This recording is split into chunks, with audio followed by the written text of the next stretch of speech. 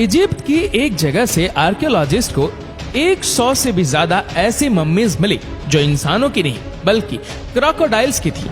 इन crocodile mummies के कफन पर कुछ लिखा हुआ था।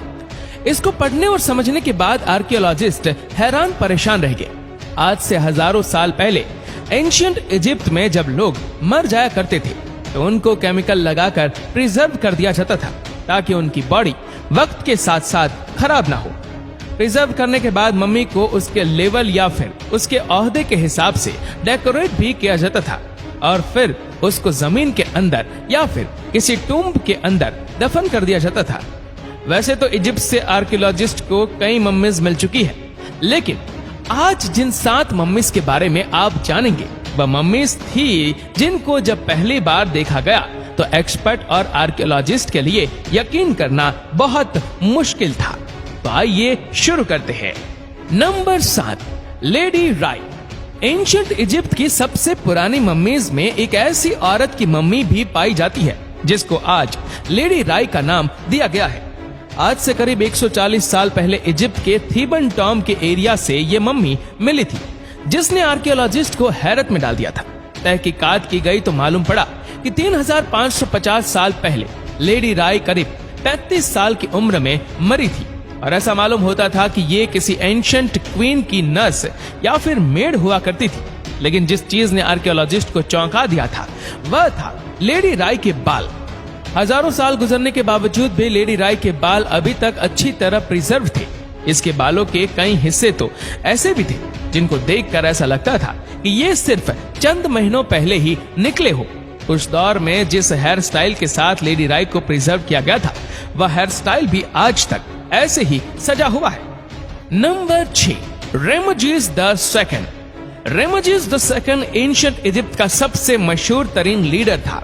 दूसरे इजिप्ट के बादशाहों के मुकाबले में रेमजीस 2 ने बहुत लंबे अरसे तक अपनी बादशाहत की गद्दी संभाले रखी और जब ये मरा तब इसकी एज 90 ईयर थी।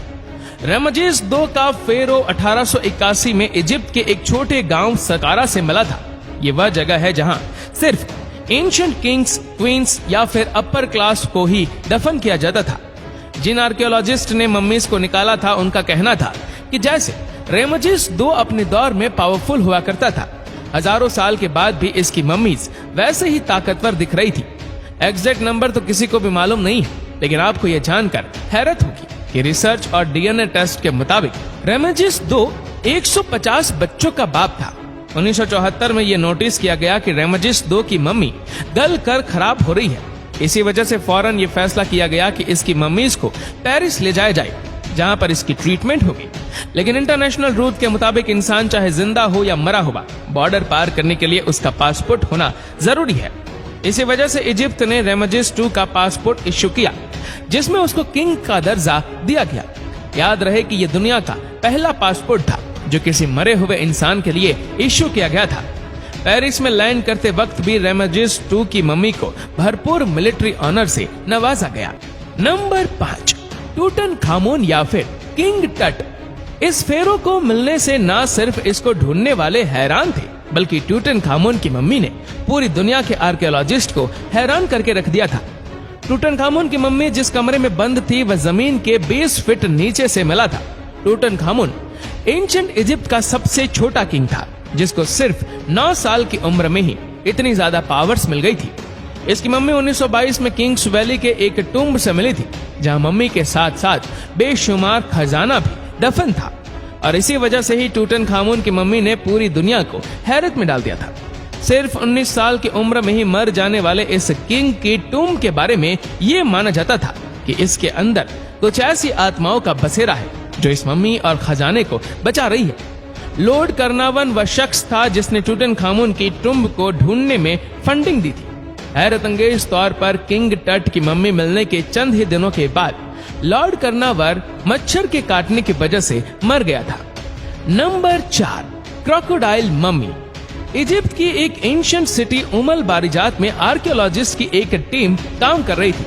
उनका टारगेट मम्मीज या फिर दफन हुआ खजाना ढूंढना था, लेकिन उनकी उम्मीदों पर तब पानी फिर गया जब इस जगह से 1-2 नहीं बल्कि 100 से भी ज्यादा ऐसी मम्मीज मिली जो इंसानों की नहीं बल्कि क्रोकोडाइल्स की थी। हजारों साल पुराने क्रोकोडाइल जिनको शानो शौकत से प्रिजर्व किया गया था। पहले तो आर्कियोलॉजिस्ट को यह समझ नहीं आ रहा था कि आखिर इंसानों की जगह क्रोकोडाइल्स को प्रिजर्व क्यों किया गया है, लेकिन बाद में इन क्रोकोडाइल्स के कफन से कुछ ऐसी चीजें मिली जिन पर कुछ लिखा हुआ था, और तब इस मिस्ट्री का गेम ही पलट गया। आर्कियोलॉजिस्ट क्रोकोडाइल से ज्यादा उस लिखाई में इंटरेस्टेड थे जो हर क्रोकोडाइल के कफन पर लिखी हुई थी। आखिर हजारों साल पहले एंशिएंट इजिप्शियंस का क्रोकोडाइल से क्या ताल्लुक था और इनको इतनी इज्जत से क्यों प्रिजर्व किया गया था? इन सवालों के जवाब इसी राइटिंग में थे जो क्रोकोडाइल के कफन पर लिखी थी। रिसर्च से ये मालूम पड़ा कि एंशिएंट इजिप्शियन क्रोकोडाइल को खुदा मानते थे, क्योंकि उनके लिए क्रोकोडाइल ताकत का सिंबल हुआ करता था। उस कदीम दौर में एंशिएंट इजिप्शियंस ऐसे पुतले भी बनाते थे जिनका सर क्रोकोडाइल जैसा होता है और नीचे का हिस्सा इंसानों जैसा। Number 3, गजेल्स mummy. सिर्फ क्रोकोडाइल ही वह जानवर नहीं थे जिनकी मम्मीज इजिप्ट से मिली थी, बल्कि आर्कियोलॉजिस्ट को कई हिरणों की मम्मीज भी मिल चुकी है। ये जो हिरनी की मम्मी आप देख रहे हैं वह आज से तकरीबन 3000 साल पहले मरी थी, और ऐसा मालूम होता है कि ये किसी क्वीन की पालतू हिरनी थी। जब आर्कियोलॉजिस्ट को खुदाई के दौरान ये हिरनी मिली तो वो ये देखकर हैरान रह गए कि किंग और क्वीन के साथ साथ हिरनी को भी शाही अंदाज में स्टफ करके दफन किया गया था। यानी जो तरीका किंग्स और क्वीन को प्रिजर्व करने में इस्तेमाल होता था, इस हिरनी को भी उसी शान और शौकत के साथ प्रिजर्व करके शाही कफन में डाला गया था। Number 2, mud mummy. इजिप्शियंस इंसानों की बॉडी को प्रिजर्व करने के लिए एक खास प्लांट से निकलने वाले केमिकल का इस्तेमाल करते थे जिसको रेजिन भी कहा जाता है। ये केमिकल बहुत महंगा होता था और इसी वजह से सिर्फ अमीर लोग ही इसको अफोर्ड कर सकते थे। आर्कियोलॉजिस्ट को जितनी भी ममीज मिली थी उन पर रेजिन लगा होता था ताकि बॉडी वक्त के साथ खराब ना हो। लेकिन ऑस्ट्रेलियन आर्कियोलॉजिस्ट तब हैरान रह गए जब उन्होंने एक ऐसी मम्मीज तलाश की जो रेजिन नहीं बल्कि मिट्टी से कवर हो रखी थी। ये मम्मी एक औरत की थी जो लगभग 25 साल की उम्र में मर चुकी थी, लेकिन इसके कफन पर मिट्टी के अलावा कुछ और भी था जिसने आर्कियोलॉजिस्ट को हैरानी में डाल दिया था। लैब टेस्ट से ये मालूम पड़ा कि ये मम्मी तो 3000 साल पुरानी थी, लेकिन इसके इर्द गिर्द जो मिट्टी लगाई गई थी वो इसके मरने के काफी सालों के बाद लगाई गई थी। रिसर्च के बाद ये समझा गया कि ये मम्मी किसी गरीब घर की औरत की थी जो रेजिन अफोर्ड नहीं कर सकते थे।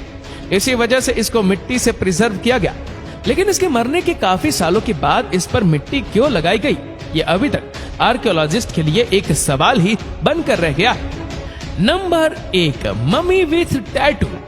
जिस्म पर टैटूज बनवाना आजकल के मॉडर्न दौर में फैशन समझा जाता है, लेकिन पहले जमाने में भी टैटूज की बहुत अहमियत हुआ करती थी। इजिप्ट के 1.5 महीना के मकाम पर आर्कियोलॉजिस्ट को 7 ऐसी औरतों की मम्मीज भी मिल चुकी है जिनकी बॉडी पर टैटूज देखे गए हैं। एक मम्मी के बॉडी पर तो 30 से भी ज्यादा टैटूज देखे गए। आर्कियोलॉजिस्ट का कहना है कि आज से पहले उन्होंने कभी भी मम्मीज पर टैटूज बने नहीं देखे, लेकिन ये देखने के बाद ये कहना गलत नहीं होगा कि एंशिएंट इजिप्ट में भी टैटूज की बहुत इंपॉर्टेंस थी। एंशिएंट इजिप्शियंस जो अपनी हर टूम को डेकोरेट करने के मास्टर थे, किंग्स वैली से लेकर गीजा पिरामिड के अंदर हिडन चैम्बर तक हर जगह हमें सिर्फ डेकोरेशन ही नजर आती है। हो सकता है ये 7 ममीज जिनके जिस्म पर टैटूज बने थे ये उस दौर में वॉल आर्टिस्ट हो और इनका किंग्स वैली के चैम्बर को सजाने में भरपूर किरदार रहा हो। दोस्तों, आशा करते हैं कि वीडियो आपको पसंद आई होगी। आपको ये वीडियो कैसी लगी नीचे कमेंट करके जरूर बताएगा, और अगर आपको वीडियो अच्छा लगा हो तो इस वीडियो को लाइक करिएगा, शेयर करिएगा ज्यादा से ज्यादा लोगों तक, और ऐसी ही और भी रोचक जानकारियों के लिए सब्सक्राइब करें हमारे YouTube चैनल को और Facebook पर फॉलो करें हमारे पेज को। धन्यवाद।